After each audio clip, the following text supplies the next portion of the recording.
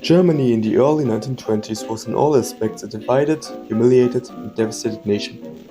The young Weimar Republic, barely recovering from World War I, narrowly preserved its existence against communist insurgencies, separatist uprisings, and foreign invasions. The once powerful empire of old was gone, and with it Germany's prestige, glory, and spirit. The revanchist faction of the Entente had imposed tremendous reparations, reduction of the armed forces, and a single walkout clause, among others. Millions of ethnic Germans found themselves under foreign occupation. The right for self-determination was strangely vacant for the German people. The Republican government of Weimar, initially celebrated by the masses, became increasingly resented. Based on all of that, new visions to restore the former glory spread fast. In Bavaria, the German Workers' Party, DAP, was one of these fractured splinter groups. However, they would fail to catch attention, at least until a government spy would join the party, Adolf Hitler. From then on, Hitler would consolidate power and gradually reshape the now renamed National Socialist German Workers' Party, NSDAP. Early on, the party attracted members of society in opposition to liberalism and communism, yet weren't keen on the Kaiser either. One of these was a young paramilitary officer and veteran named Gregor Strasser, who joined in 1921. Yet it would only be after the failed beer hall putsch that Strasser rose to prominence.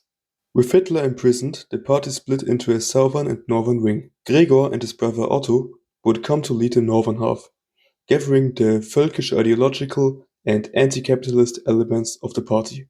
Yet when Hitler was released from prison, he gradually switched to a more pragmatic approach. Because of that, the northern wing was increasingly falling apart, as Hitler regained control. In the end, this would lead to the brothers' split, as Gregor, shortly after their close ally Joseph Goebbels reconciled with Hitler, moderated his positions. Otto was expelled and founded his own organization, the Black Front, without great success. In the end, he left Germany as Hitler grew increasingly powerful, first to Switzerland and then to Canada, opposing Hitler from exile.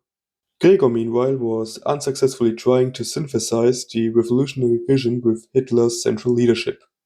In the early 30s, he resigned from public life and ultimately got murdered in the Night of the Long Knives, as Hitler feared his partition in a conspiracy whose real name is unknown to this day.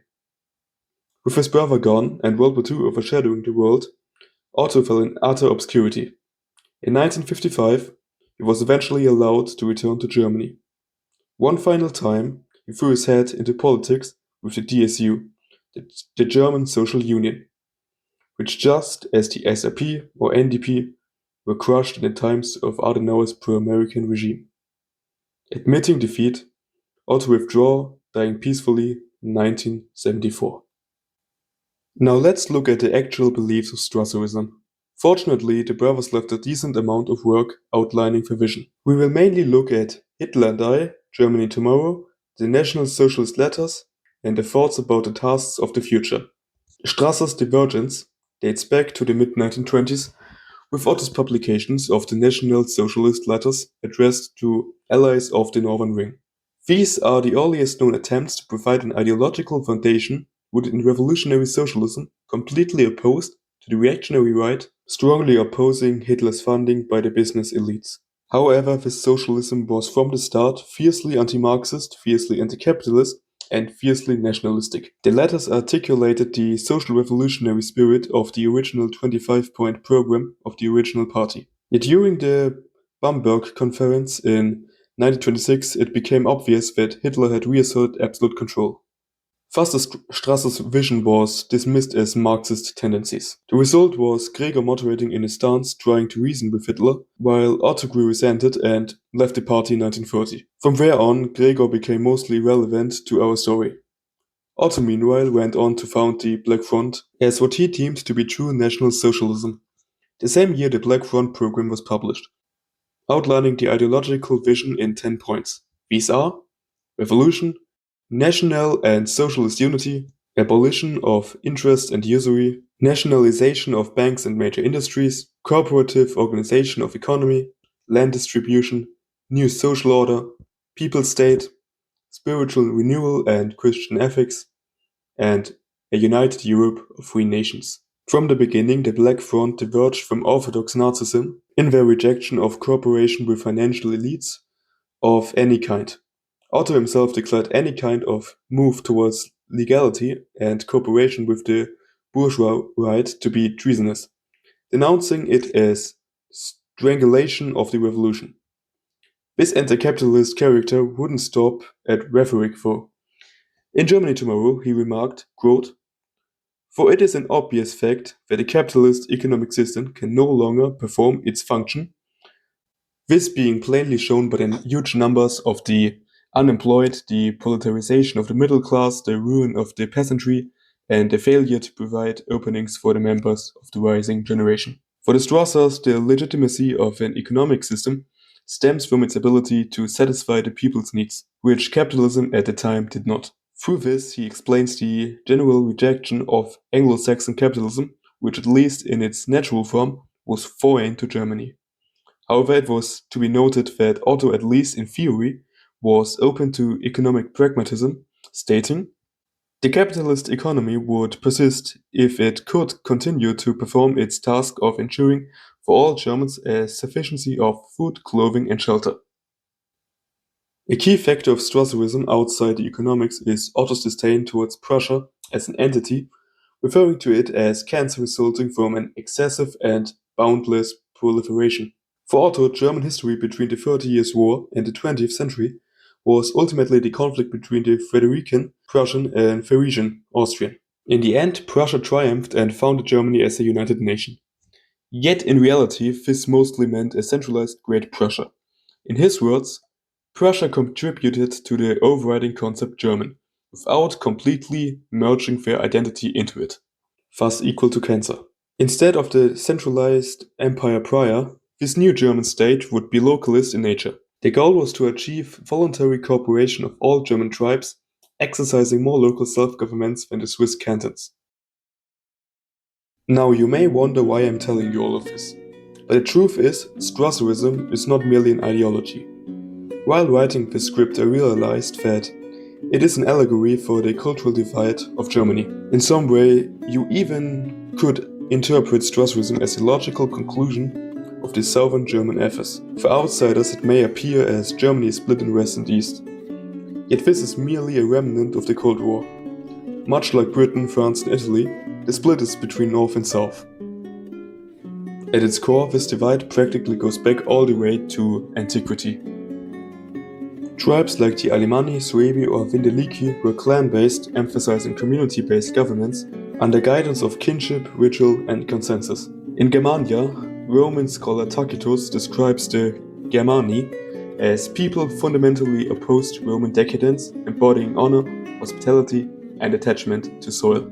Though the source is Tacitus, so it should be taken with a grain of salt, other scholars, such as Pliny the Elder, Cassius Dio, and Strabo, mention similar characteristics. In contrast, the tribes of the north were described as almost feudal in structure, with martial courage as highest virtue.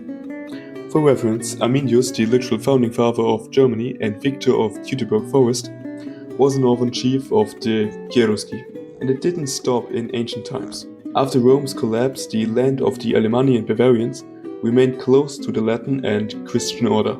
Monasteries, dioceses, and preserved Roman infrastructure kept a thread of continuity. Power was exercised from community and lord. North of the Main, by contrast, the spirit was marked by martial prowess and open assemblies. Thus, two social instincts emerged as southern, monastic and agrarian, and a northern, tribal and martial one. The conquest of the Saxons by Charlemagne would forcefully fuse the two. With the Ottonian era, the power shifted to the north.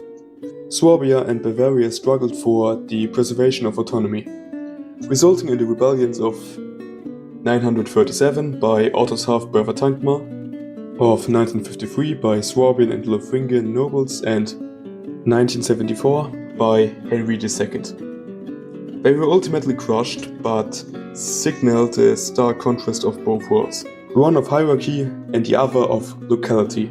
Throughout the Middle Ages, scholars and chroniclers from within and outside of the Holy Roman Empire described a mental divide between the industrious Southerners and militant Northerners. Throughout the Renaissance and Baroque, this wouldn't change. The 30 Years' War would plunge the South into sharp decline. The rise of Prussia in the 18th century would only intensify that. With the defeat of Austria in the 7 Years' War, it became obvious that the old splendor was lost. Still, it would take about 6 more decades to solidify. When the Holy Roman Empire collapsed in 1806, due to multiple defeats inflicted by Napoleon, it would severely weaken the Swabians, Badeners, and Franconians, while only Bavaria, through collaboration, profited. Brief hopes of restoration sparked by Napoleon's defeat and Metternich's reactionary revisions would ultimately lead nowhere. The unification of 71 would only be accepted after heavy concessions of autonomy. It was clear that the new empire was thoroughly Prussian in character, not at last due to the Kulturkampf. Though ultimately abandoned, distrust would persist. The collapse of the empire and the Bavarian Soviet would ultimately spark the last chaos to deepen distrust ultimately. In that sense, Strasserism indeed was a Southern response, though a bit distorted. Many mentioned Southern traits such as localism, moral economy, skepticism of bureaucracy, and religious spirit are found within its visions. And while never implemented, it remains a fascinating insight into the traumatized psyche of early interwar Germany.